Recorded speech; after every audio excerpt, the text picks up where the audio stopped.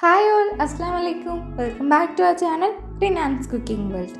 അപ്പോൾ ഇന്ന് നമ്മൾ ഉണ്ടാക്കാൻ പോകുന്നത് ക്രീം ബണ്ണാണ്. എല്ലാവർക്കും ഇഷ്ടപ്പെട്ടിട്ടുള്ള ഒരു റെസിപ്പിയാണിത്. അപ്പോൾ നമുക്ക് വീഡിയോ കണ്ടാലോ.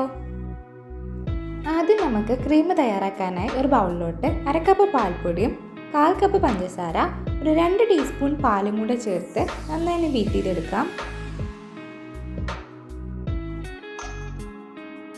അപ്പോൾ ഞാനിവിടെ ബീറ്റ് ചെയ്തെടുക്കുന്ന സമയത്ത് എനിക്ക് പാൽ ഇത്തിരി കുറവുള്ളതുപോലെ തോന്നി. അപ്പോൾ ഞാൻ ഇതിലോട്ട് 2 ടീസ്പൂൺ പാലും കൂടെ ചേർത്ത് കൊടുത്തിട്ടുണ്ട്. അപ്പോൾ നമുക്ക് നന്നായി ബീറ്റ് ചെയ്തെടുക്കാം. അപ്പോൾ ഞാനിവിടെ മൊത്തം 5 ടീസ്പൂൺ പാലാണ് യൂസ് ചെയ്തിട്ടുള്ളത്. അപ്പോൾ നന്നായി ബീറ്റായി വരുന്നുണ്ട്. ഈ സമയത്ത് നമുക്ക് ഇതിലോട്ട് ബട്ടർ ചേർത്ത് കൊടുക്കാം.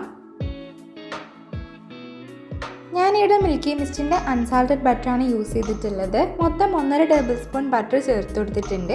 ആദ്യം 1 ടേബിൾ സ്പൂൺ ബട്ടർ ചേർത്ത് നന്നായി ബീറ്റ് ചെയ്തെടുത്തതിന് ശേഷം ഒരു 1/2 ടേബിൾ സ്പൂൺ ബട്ടറും കൂടെ ചേർത്ത് കൊടുത്തിട്ടുണ്ട്. അപ്പോൾ നമ്മുടെ ക്രീം ഇവിടെ റെഡി ആയി വന്നിട്ടുണ്ട്. ഇനി ഒരു ഫ്ലേവറിന് നമുക്ക് വാനില എസൻസ് ചേർത്ത് കൊടുക്കാം. ഒരു 2 ഡ്രോപ്പ് വാനില എസൻസ് ചേർത്ത് നന്നായി മിക്സ് ചെയ്തെടുക്കാം.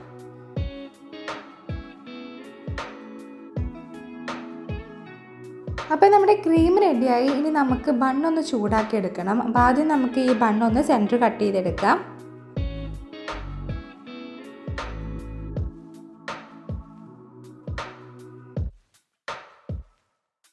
ഇനി ഒരു പാനിൽ നമുക്ക് ബട്ടർ സ്പ്രെഡ് ചെയ്ത് കൊടുത്തതിൻ്റെ ശേഷം ഈ ബണ്ണ് നമുക്ക് അതിലോട്ട് വെച്ച് കൊടുക്കാം.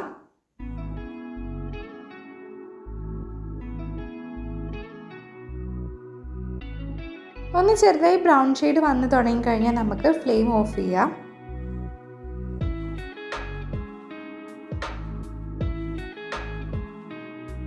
അപ്പോൾ നമ്മുടെ ക്രീം ബണ്ണ് തയ്യാറാക്കാനായിട്ടുള്ള ബണ്ണും ഞാനിവിടെ ബട്ടറിലൊന്ന് ചൂടാക്കി എടുത്തിട്ടുണ്ട്. ഇനി നമുക്കിതിലോട്ട് ക്രീം അപ്ലൈ ചെയ്ത് സെറ്റ് ചെയ്തെടുക്കാം.